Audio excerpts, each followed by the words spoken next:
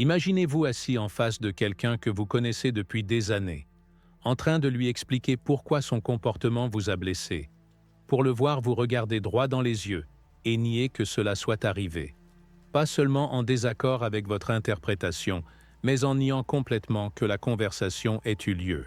Vous consultez votre téléphone pour les messages qui prouvent le contraire. Mais d'une manière ou d'une autre, c'est vous qui vous retrouvez à vous excuser à la fin de la soirée. Si cela vous semble familier, vous avez rencontré quelque chose de bien plus calculé qu'un simple désaccord. Vous avez joué aux échecs avec quelqu'un qui n'a cessé de changer les règles en cours de partie. Et pire encore, qui vous a convaincu que c'est vous qui ne comprenez pas comment les échecs fonctionnent. Il ne s'agit pas d'un égoïsme occasionnel ou d'une mauvaise journée. Il s'agit d'un système d'exploitation fondamentalement différent. Un système qui fonctionne sur la base du pouvoir et du contrôle, plutôt que sur le respect mutuel et la compréhension. Ce soir, nous allons décoder ce système de A à Z. Et surtout, vous montrer exactement comment cesser de jouer leur jeu. La première chose que vous devez comprendre, c'est que vous et un narcissique n'avez pas la même conversation, même lorsque vous utilisez les mêmes mots. Lorsque vous entrez dans une interaction, en vous attendant à une discussion de bonne foi, à la résolution de problèmes ou à une connexion émotionnelle, ils entrent avec des objectifs entièrement différents. Ils n'essaient pas de comprendre votre point de vue ou de trouver un terrain d'entente. Ils cherchent à établir une domination, à obtenir de la validation et à maintenir le contrôle de la situation. Pensez à votre dernière conversation difficile avec cette personne. Vous l'avez probablement préparée avec soin, choisi vos mots avec attention, et peut-être même répété ce que vous vouliez dire. Vous l'avez abordé en espérant une reconnaissance, une compréhension ou un changement positif. Mais remarquez ce qui s'est réellement passé. Se sont-ils concentrés sur le contenu de vos préoccupations ou ont-ils immédiatement cherché à remettre en question vos motivations, votre ton, le moment choisi, voire votre droit d'aborder le sujet? Ce sont deux personnes qui jouent à des jeux complètement différents. Vous jouez à la connexion, ils jouent à la domination. Vous cherchez la résolution, ils cherchent le contrôle. Et voici le point crucial. Ils sont très bons à leur jeu, parce qu'ils y jouent depuis bien plus longtemps que vous n'essayez d'en comprendre les règles. Le sens de soi d'un narcissique est à la fois démesuré et incroyablement fragile. Ils ont besoin d'avoir raison, d'être supérieurs et de garder le contrôle. Non pas occasionnellement, mais constamment. Avoir tort, être critiqué ou tenu responsable représente une menace existentielle pour cette fragile construction. Ils ont donc développé des méthodes sophistiquées pour ne jamais se retrouver dans cette position. Ils ne s'adaptent pas à la raison ou aux appels moraux, car cela exigerait d'admettre une faute, et leur structure psychologique ne peut tout simplement pas tolérer cette possibilité. Cela signifie que vos arguments logiques, vos appels émotionnels et vos explications patientes n'échouent pas parce que vous ne les faites pas assez bien. Ils échouent parce qu'ils n'ont jamais été conçus pour fonctionner contre ce système d'exploitation particulier.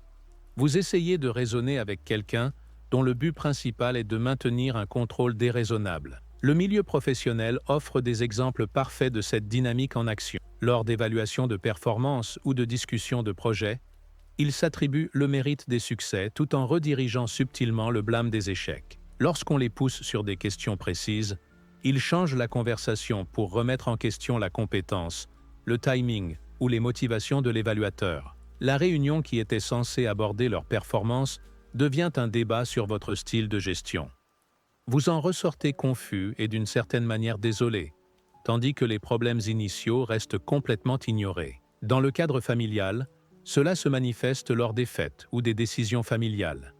Ils prendront des engagements qu'ils ne tiendront pas, puis blâmeront des circonstances changeantes, d'autres membres de la famille, ou vos attentes irréalistes. Confrontés, ils invoqueront de vieilles rancœurs, remettront en question votre mémoire des événements, ou rappelleront à tout le monde les sacrifices qu'ils ont faits et qui justifient, d'une manière ou d'une autre, leur comportement actuel. La conversation portera sur l'ingratitude de tout le monde, plutôt que sur leurs promesses non tenues. Les situations de coparentalité révèlent cette dynamique de la manière la plus claire, car les enjeux sont plus élevés et l'échappatoire est limité.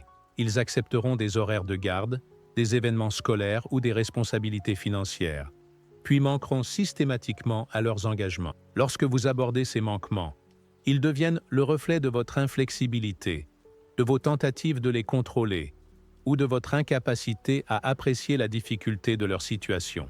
Les besoins de l'enfant, qui devraient être au centre des préoccupations, deviennent secondaires par rapport au maintien de leur position de victime.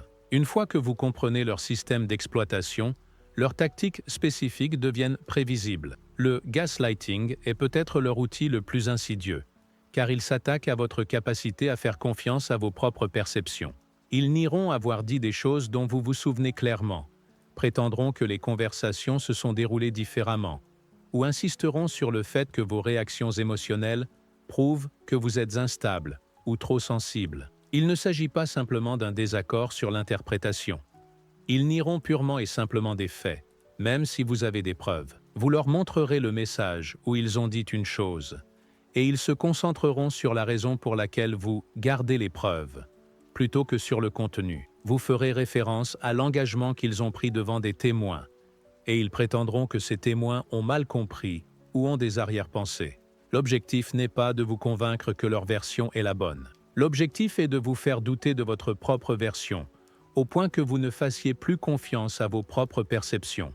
Une fois que vous remettez en question votre mémoire, votre interprétation et vos réactions émotionnelles, ils contrôlent la réalité de la relation. Chaque futur désaccord commence par une incertitude de votre part, quant à savoir si vous vous souvenez bien ou si vous êtes trop sensible. Le renforcement intermittent est une autre tactique fondamentale, et elle est psychologiquement dévastatrice, car elle imite le schéma de récompense qui crée la dépendance. S'ils étaient constamment cruels, vous partiriez. S'ils étaient pas constamment gentils, vous auriez une relation saine. Au lieu de cela, ils alternent de manière imprévisible entre chaleur et cruauté, créant une dépendance psychologique à ces moments d'attention positive. Les bons moments semblent incroyables précisément parce que les mauvais moments sont si déroutants et douloureux. Pendant un conflit, vous vous surprenez à repenser aux récents moments de connexion et à vous demander ce que vous avez fait pour que les choses changent. Cela crée un état constant où vous essayez de recréer ces interactions positives tout en marchant sur des œufs pour éviter de déclencher les négatives. Mais voici ce qui rend cela particulièrement cruel. Le timing des interactions positives et négatives n'est pas aléatoire. Ils augmentent leur chaleur lorsqu'ils sentent que vous vous éloignez et augmentent leur cruauté lorsqu'ils se sentent en sécurité dans votre attachement. Cela vous maintient dans un état constant d'incertitude, où vous travaillez de plus en plus dur pour obtenir ces moments d'approbation et de connexion. La projection complète leur arsenal tactique en vous renvoyant vos préoccupations légitimes. Lorsque vous signalez leur malhonnêteté, ils vous accusent de mentir. Lorsque vous abordez leur instabilité émotionnelle, ils prétendent que c'est vous qui êtes imprévisible. Lorsque vous mentionnez leur manque d'empathie, ils se positionnent comme la victime de votre cruauté. Cela sert plusieurs objectifs. Premièrement, cela détourne l'attention de leur comportement vers le vôtre. Deuxièmement, cela vous met sur la défensive en vous obligeant à prouver que vous n'êtes pas coupable de leurs accusations. Troisièmement, cela sème le doute sur votre propre caractère et vos motivations. Bientôt, vous dépensez plus d'énergie à vous défendre qu'à résoudre les problèmes initiaux. Le schéma devient épuisant. Chaque tentative d'aborder un problème devient une occasion pour eux de lancer des contre-accusations. Vous commencez à éviter de soulever des problèmes parce que vous savez que cela aboutira à des heures de discussion circulaire où vous vous retrouvez, d'une manière ou d'une autre, à vous excuser pour des choses que vous n'avez pas faites. Abordons maintenant la raison pour laquelle vos réactions instinctives ne fonctionnent pas. La plupart des gens, lorsqu'ils sont confrontés à des difficultés relationnelles, essaient d'être plus compréhensifs, plus patients et de communiquer plus clairement. Ce sont exactement les mauvaises stratégies face à la dynamique narcissique. Et voici pourquoi. Lorsque vous surexpliquez votre position, vous leur donnez plus de munitions pour déformer vos mots et plus d'occasions de faire dérailler la conversation. Lorsque vous vous excusez pour maintenir la paix, vous confirmez leur version selon laquelle vous êtes le problème. Lorsque vous essayez de prouver vos bonnes intentions, vous acceptez le postulat que vos intentions étaient douteuses. Chaque concession que vous faites pour maintenir l'harmonie est interprétée comme une preuve de leur domination. Ils ne pensent pas. C'est si réfléchi et mature. Ils pensent « je les tiens exactement où je veux. Votre raison devient la preuve de leur supériorité. Et ils ajustent leurs attentes en conséquence. Cela crée une cible en constante évolution. Vous adoucissez votre langage pour ne pas paraître conflictuel. Et ils exigent des approches encore plus douces. Vous fournissez des preuves de vos préoccupations et ils remettent en question pourquoi vous ne leur faites pas assez confiance pour les croire sur parole. Vous faites preuve de patience avec leurs explications et ils vous fournissent des justifications plus longues et plus élaborées qui ne règlent toujours pas les problèmes de fond.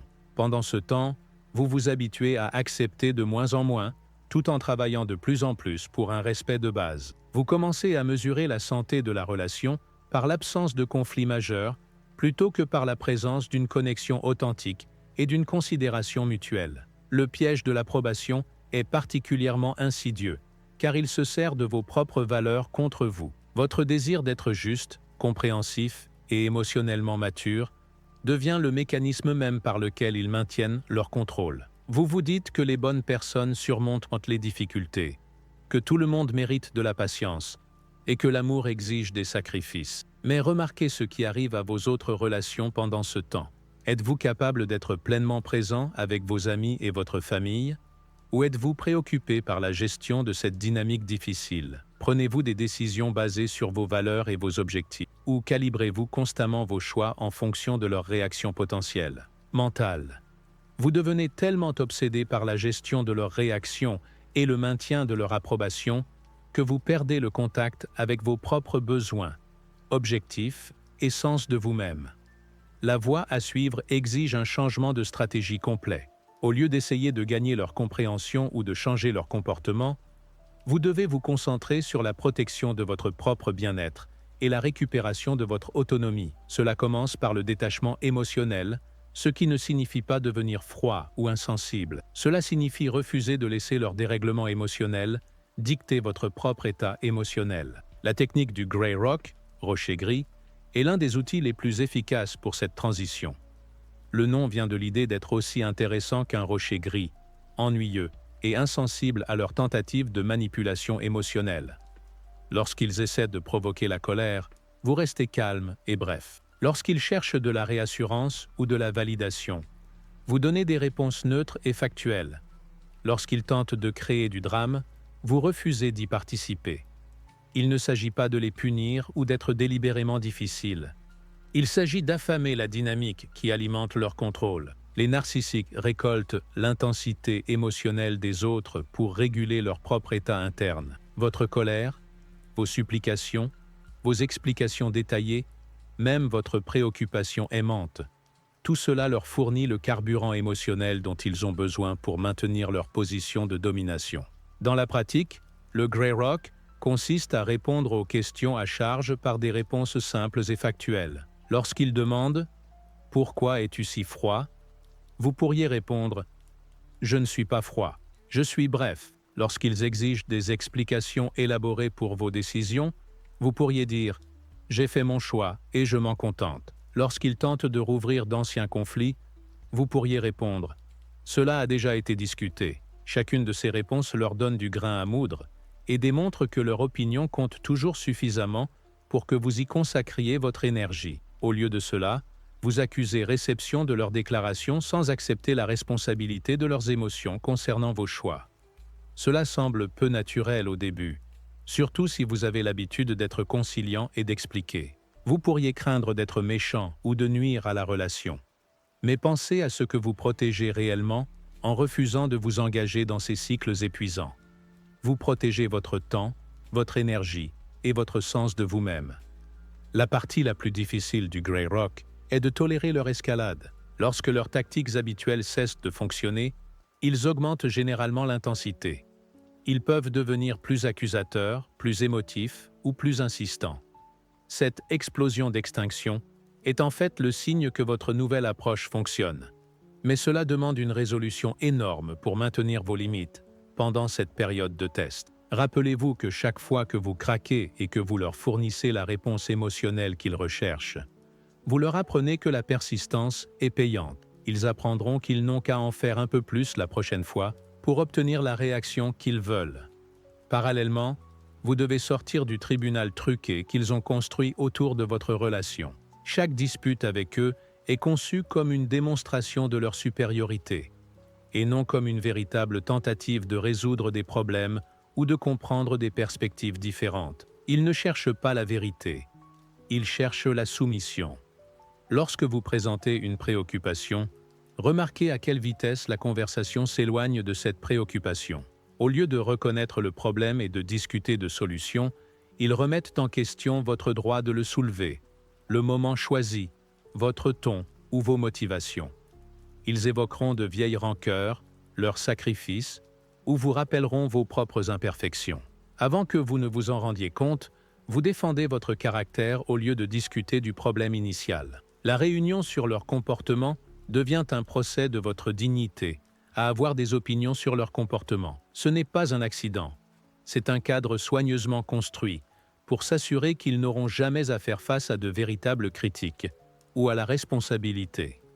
La solution est de refuser d'entrer dans leur tribunal. Lorsqu'ils tentent de vous juger pour avoir soulevé des préoccupations légitimes, vous refusez simplement de vous défendre. Vous pourriez dire « Je ne vais pas débattre de mon droit d'aborder ce sujet ».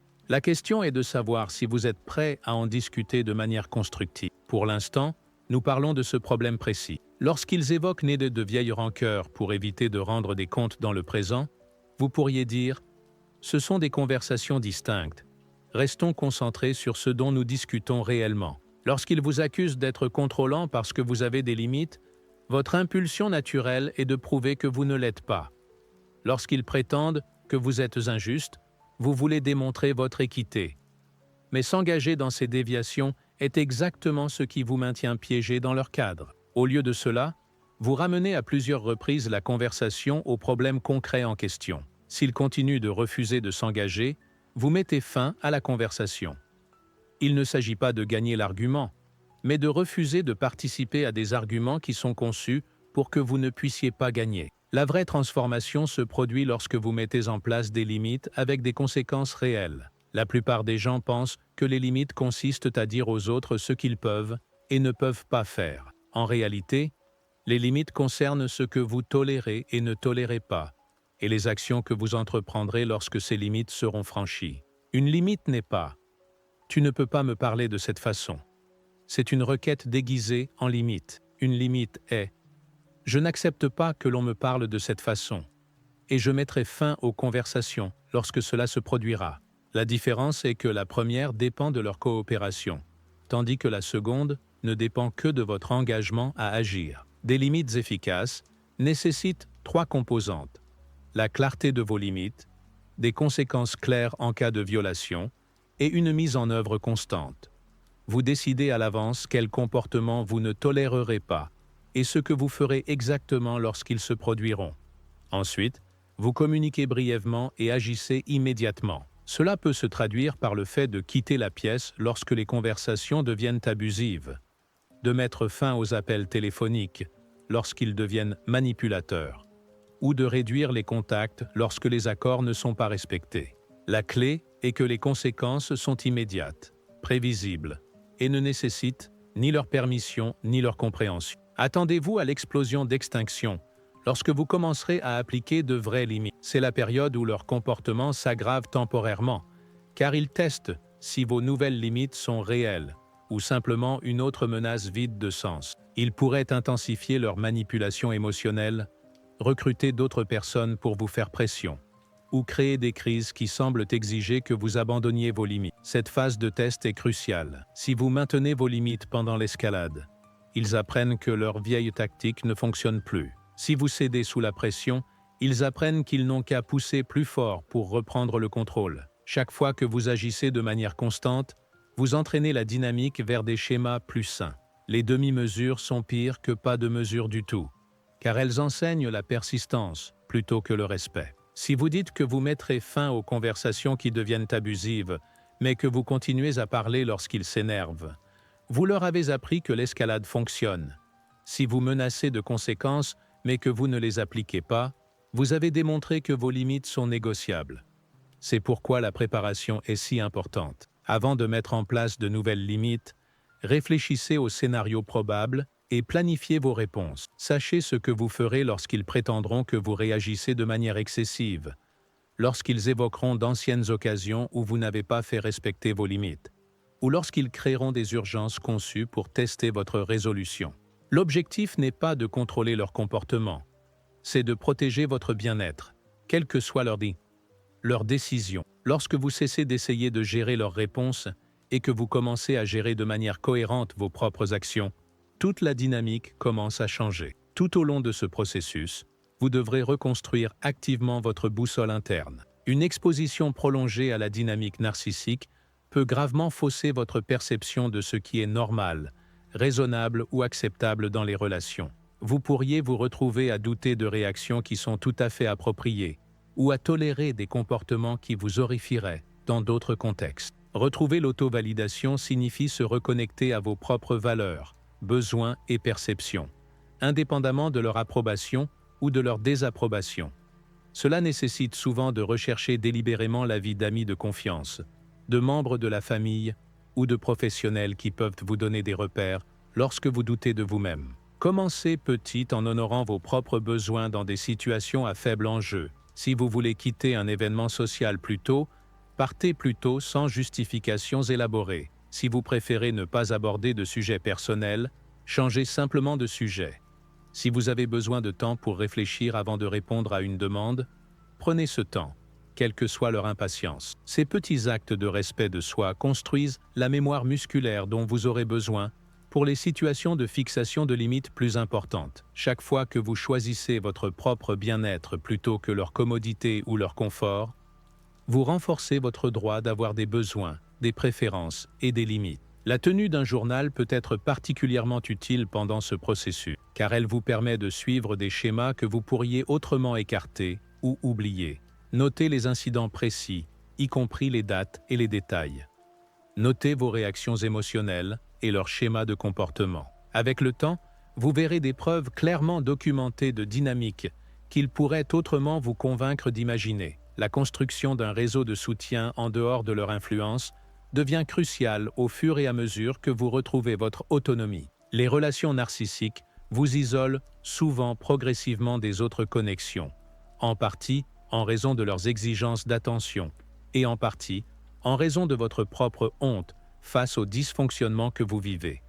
Se reconnecter avec des amis et des membres de la famille exige de la vulnérabilité quant à ce que vous avez vécu. Beaucoup de gens craignent que les autres les jugent pour être restés dans des relations difficiles, ou qu'ils se demandent pourquoi ils n'ont pas vu les problèmes plus tôt.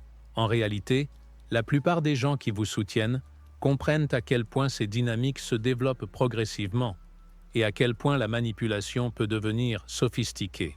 Le soutien professionnel par la thérapie peut fournir une perspective et des stratégies supplémentaires, surtout si vous avez affaire à des relations familiales ou à des situations de coparentalité où une déconnexion complète n'est pas possible. Un thérapeute qualifié peut vous aider à traiter l'impact émotionnel de ces expériences tout en développant des outils pratiques pour les interactions futures. La vérité la plus difficile à accepter est que la conclusion que vous cherchez ne viendra pas d'eux.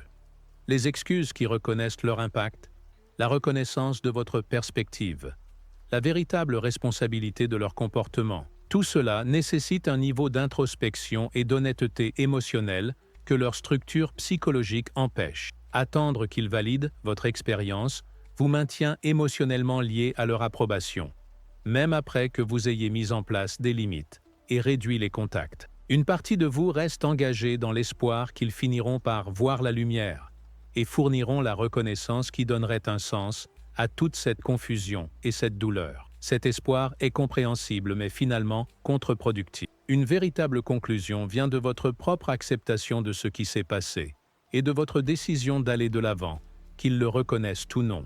Vous cessez d'avoir besoin qu'ils admettent leurs torts pour savoir que des torts ont été commis. Une conclusion autodéfinie signifie écrire votre propre chapitre final de cette histoire. Vous reconnaissez l'impact que leur comportement a eu sur vous sans avoir besoin de leur accord sur le fait que cet impact était justifié. Vous reconnaissez les schémas que vous avez vécus sans exiger qu'ils admettent que ces schémas existaient.